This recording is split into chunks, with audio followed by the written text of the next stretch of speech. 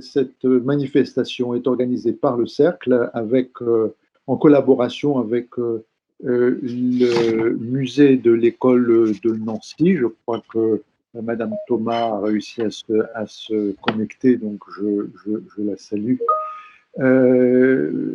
Je pensais alors pouvoir donner en guise d'introduction la parole à Monsieur le consul général d'Italie à Metz, Emilio Lolli, mais apparemment donc, il fait partie de ces personnes qui ont des problèmes de connexion. Il y avait aussi Monsieur Murat Erpuyan, président de l'association Atatürki, qui devait également prendre la parole en introduction, mais je crois que lui aussi ne nous a pas encore rejoints.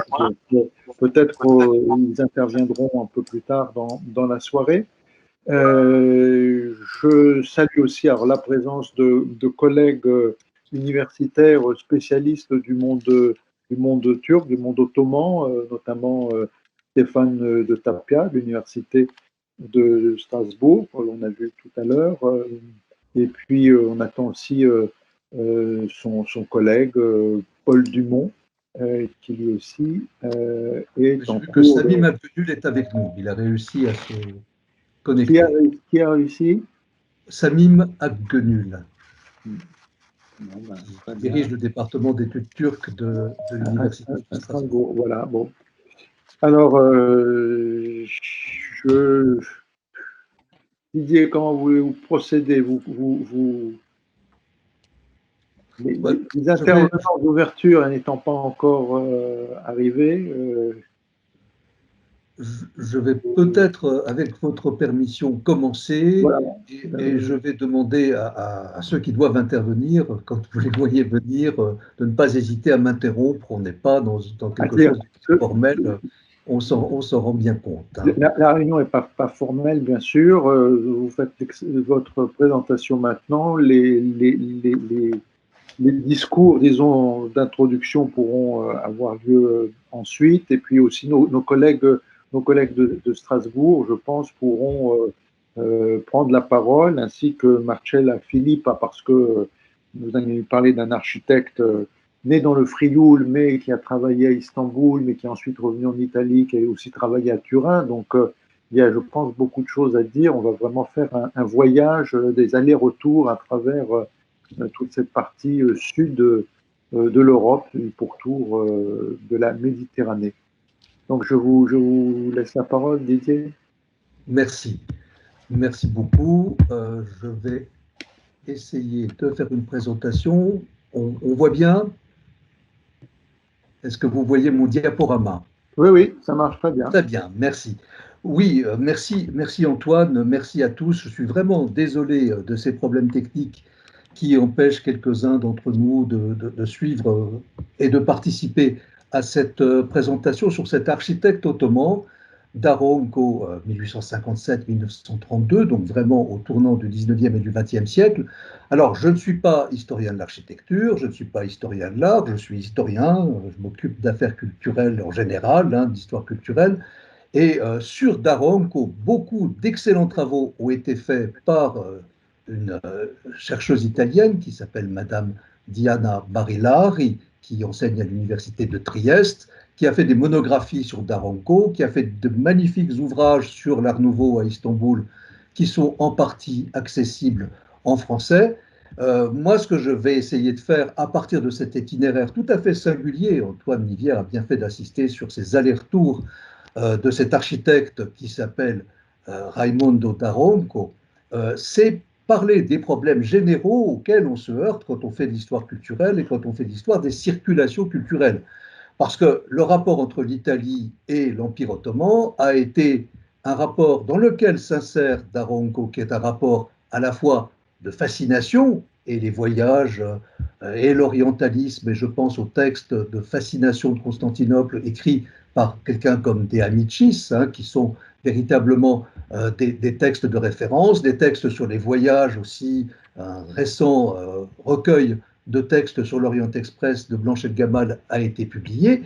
Mais maintenant, la problématique des relations, des circulations culturelles est en partie orientée vers un certain nombre de concepts qui sont fréquemment utilisés, et je crois que l'itinéraire de Daronco, qu'on va essayer de suivre, et je vous propose plus une sorte de voyage culturel que de véritablement d'analyse des architectures de Daronco, se pose le problème de plus en plus de l'utilisation de ce concept de soft power, de pouvoir informel, et on peut se demander si le fait qu'un architecte italien soit appelé à Constantinople au tournant du 19e et du 20e siècle met en évidence un phénomène de ce type, un phénomène de soft power, c'est-à-dire la présence diplomatique, politique, militaire, économique de l'Italie dans l'Empire ottoman, qui se manifesterait par exemple dans le consulat général d'Italie, qui était à l'époque ambassade d'Italie à Constantinople. Quand la capitale a changé après la révolution kémaliste, il a fallu créer une nouvelle ambassade à Ankara, et on voit bien que les architectures d'ambassade sont des signes d'une présence qui peut se ramener à quelque chose qui ressemble à ce soft power décrit par des politistes américains. Alors ce soft power ferait qu'il existe à Constantinople, dans le quartier de Pera, aujourd'hui Beyoğlu, une concentration de lieux repérés comme de présence italienne, qui ont été étudiés comme un fait, parfois comparé en Italie même à une monographie coloniale, à une présence coloniale. La puissance italienne en Italie est considérée comme une quasi-coloniale, une forme dérivée, parce qu'il y a cette puissance commerciale, mais il y a aussi, et ça donne un caractère différent, une communauté italienne à Istanbul qui peut être très ancienne, qui participe à la vie culturelle d'un lycée, qui est présente aussi dans la cour du sultan avec des peintres, un peintre italien qui est le peintre officiel du sultan au tournant du siècle, Fausto Zonaro, mais aussi dans des sociétés savantes, dans des sociétés qui représentent également une présence qu'on peut qualifier de globalement latine, où, avec le statut de levantin, avec ce terme de levantin, peuvent être rapprochés des familles francophones, des familles italophones, chrétiennes, considérées comme des sujets. Ce sont les familles italo-levantines qui sont peut-être un des signes de cette présence italienne ancienne, très ancienne. Hein, on parle de maisons génoises, etc. Donc, à la fin du 19e siècle, le fait qu'un architecte italien soit dans l'Empire ottoman n'est pas étonnant. Mais le fait que ce soit un architecte donne des armes nouvelles, et le terme de soft power peut s'appliquer pour ce tournant de siècle quand on voit que l'Art nouveau devient une sorte d'instrument diplomatique dans l'Empire ottoman et dans les autres empires. Et là, je pense par exemple à l'architecture qui a été faite par la France à Vienne pour son ambassade à Vienne, qui est une architecture d'Art nouveau à la française dans la capitale de la sécession viennoise. Cette résidence de France est véritablement conçue comme une sorte de démonstration de modernité, comme une démonstration d'avance culturelle, et le fait d'avoir choisi l'architecte qui a fait les galeries Lafayette à Paris pour faire l'ambassade de France à Vienne est significatif de ce projet politique qui montrerait que l'Art nouveau circule de façon paradoxale. Hein, parce que le réseau Art nouveau auquel appartient le musée de l'école de Nancy, ce musée d'Art nouveau pose le problème de ce qu'est l'Europe du tournant du 19e et du 20e siècle. Je vous prie de m'excuser un petit instant, je crois que quelqu'un cherche à me contacter pour rejoindre la conférence. Donc je vous demande un tout petit peu de patience, excusez-moi. Oui, oui. Voilà, plein de gens n'arrivent pas à se connecter. Voilà. Oui, oui, bien sûr, j'ai 25 appels. Okay. Voilà, excusez-moi, c'est la poursuite de cette confirmation que Teams nous joue aujourd'hui de très mauvais tours et ne facilite pas ces circulations culturelles. Là, je viens de recevoir des appels d'Athènes, d'Istanbul, d'autres lieux qui montre que Teams n'est pas l'outil qu'on souhaiterait avoir et qu'il est grand temps qu'on revienne à des manifestations présentielles. Donc une circulation paradoxale qui fait qu'en Italie, par exemple, cet art nouveau, qu'on appelle aussi art floral, est considéré comme le style liberty. Et le mot de liberty qui désigne l'art nouveau en Italie vient du magasin londonien qui porte ce nom, et c'est en grande partie à cause des thèmes floraux du textile londonien que le style en Italie est appelé liberty. Or, ce type de circulation pose le problème d'un schéma diffusionniste qui est parfois utilisé en histoire culturelle et qu'il faut peut-être remettre en cause. Ce serait l'idée qu'un phénomène culturel quel qu'il soit, ça peut être un style de peinture, ça peut être un style de musique, vient d'un centre et est diffusé ensuite du centre vers la périphérie, et parfois vers une périphérie plus lointaine. Quelque chose qui serait apparu dans l'Europe du Nord-Ouest, en Belgique, au Royaume-Uni, en France, se serait répandu vers l'Italie, puis de l'Italie vers l'Empire ottoman. Or, ce schéma diffusionniste doit être remis en cause. Et pour ça, je citerai des travaux récents qui ont été faits par Ludovic Tournès sur l'idée d'américanisation, qui remet en cause en disant que le XXe siècle n'est pas seulement le siècle où la culture américaine s'est répandue de façon hégémonique.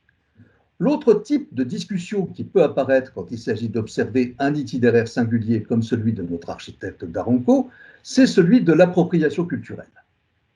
Thématique largement discutée dans les universités anglo-saxonnes, en particulier aux États-Unis et au Canada, qui consiste à critiquer la capacité que peut avoir une culture dominante ou la culture d'une société dominante à s'accaparer des formes de culture dominée. Ça serait une sorte de variation du pillage colonial. Les cultures dominantes pillent les cultures dominées.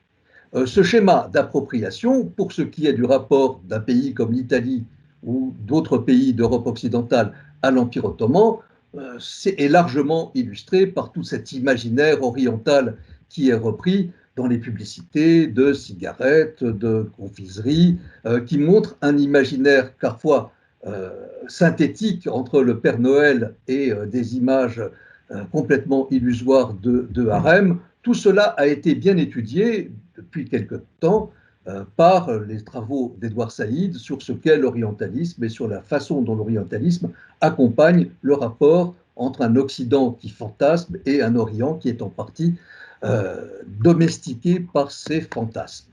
Sur l'art nouveau dans l'Empire ottoman, ces phénomènes de critique, d'appropriation et d'hégémonie sont déjà présents quand on voit des travaux comme ceux d'André Barret, qui considère que l'art nouveau sur le Bosphore est quelque chose d'artificiellement exporté et qui accompagne un phénomène de domination capitaliste. Alors, je vous laisse le temps de lire cette citation. L'art nouveau doit être considéré comme un phénomène strictement européen. Moi, je fais partie de ceux qui considèrent qu'on peut difficilement mettre l'ensemble de l'Empire ottoman hors d'Europe, mais laissons ça pour d'autres discussions, imaginé par des Européens et qui représentent des puissances capitalistes, ce qui réduirait l'art nouveau à une forme d'entreprise de colonisation artificiellement implantée, étranger par rapport à la réalité de la société stambouliote. C'est un petit peu le type d'idée que peut avoir quelqu'un comme Pierre Loti quand il considère que le quartier dit européen de Pera, aujourd'hui Beyoğlu, c'est-à-dire sur le plan, vous le voyez, au nord de la Corne d'Or, est moins authentique, et moins turc, et moins vrai que le quartier du vieux Stamboul, qui est au sud de la Corne d'Or. Et donc, quelqu'un comme Daronco, pour Pierre Loti, est détestable parce qu'il vient fausser le goût véritable de la société turque. Alors, Daronco, on l'a dit, est né dans le Frioul, dans cette ville qui s'appelle Gemona del Friuli, qui est, donc le Frioul, c'est la région qui est au nord d'une ligne qui relierait Trieste et Venise, à la frontière aujourd'hui avec la Slovénie et l'Autriche, et Gemona del Friul est au nord de la capitale qui s'appelle Udine. Daronco est le fils d'un entrepreneur en bâtiment qui a aussi été architecte, mais architecte, je dirais, autodidacte assez largement.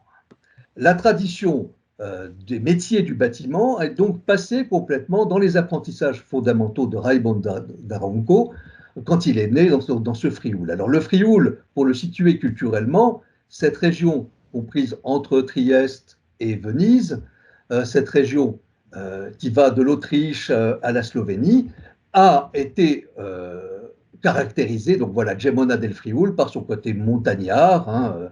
On joue beaucoup sur l'esprit de conservation montagnard. Il a été durement éprouvé, lui aussi, comme Istanbul, par des tremblements de terre. Celui de 1976 a été catastrophique et l'architecture actuelle de Gemona del Friul est due à des reconstructions. Au départ, on peut repérer le Frioul comme étant le territoire qui entoure le patriarcat d'Aquilée. Puis, ce patriarcat d'Aquilée ayant été détruit par les Huns, les habitants d'Aquilée se sont réfugiés à Venise et le Frioul est devenu un territoire de terre ferme vénitienne.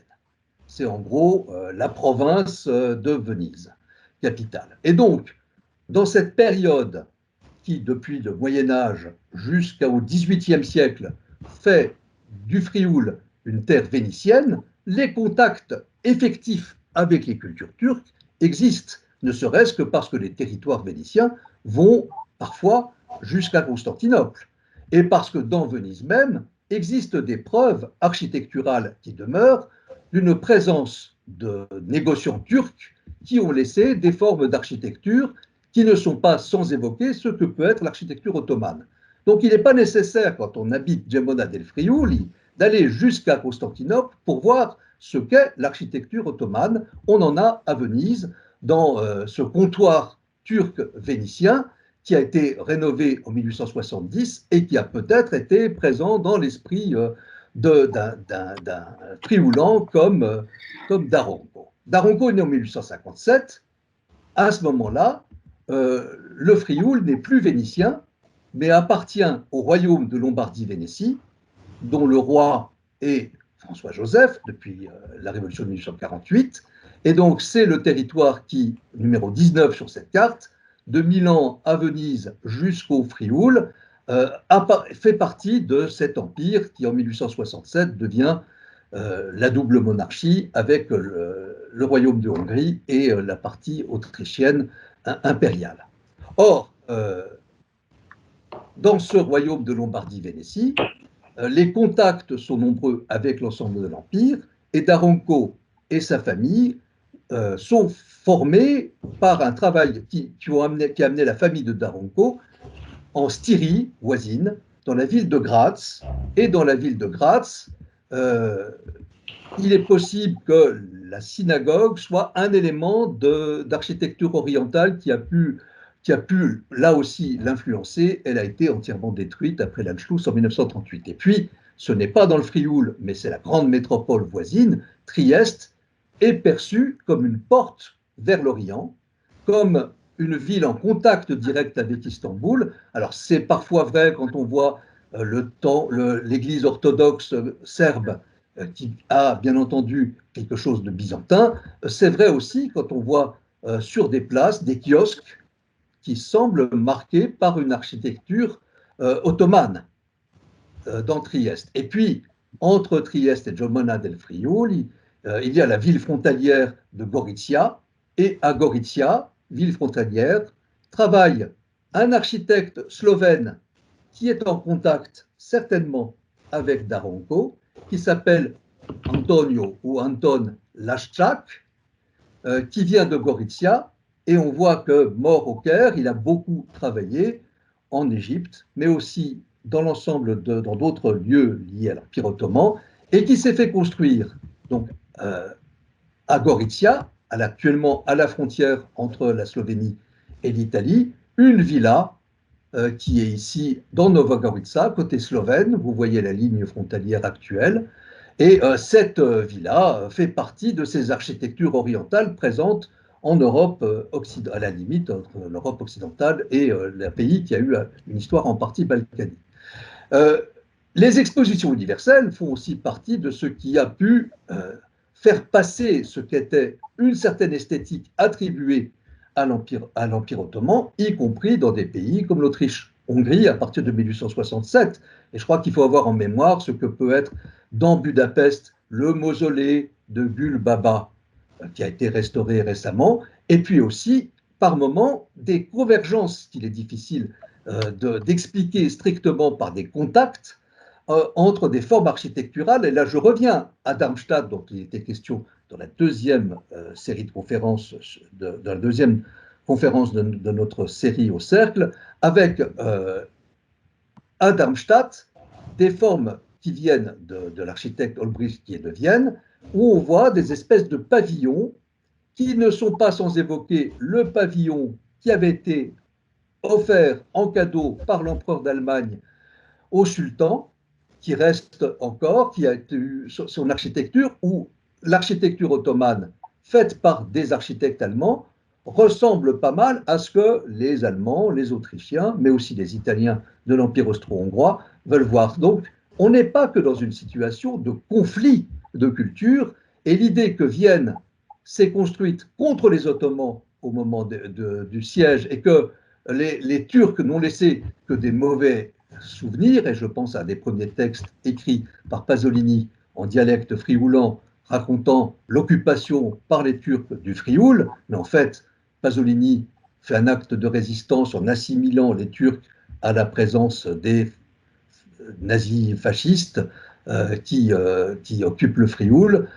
Donc on n'est pas que dans un heurt de culture, on est plutôt dans des formes de syncrétisme qu'il faut réussir à penser, et pour ça des architectes à peu près contemporains de Daronco qui travaillent à Vienne comme Hugo von Wiedenfeld peuvent être intéressants. Wiedenfeld a fait à la fois une des synagogues de Vienne, qui est la synagogue séfarade, qu'on appelle le temple turc, et qui a été détruit.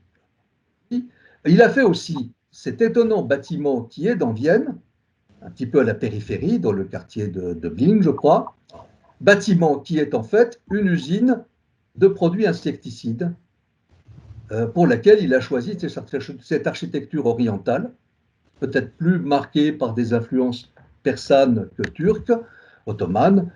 Et cet architecte Wiedenfeld a aussi, aux États-Unis, pour un brasseur, construit une villa à Brooklyn qui évoque un petit peu ce qu'a fait par la suite Daronco.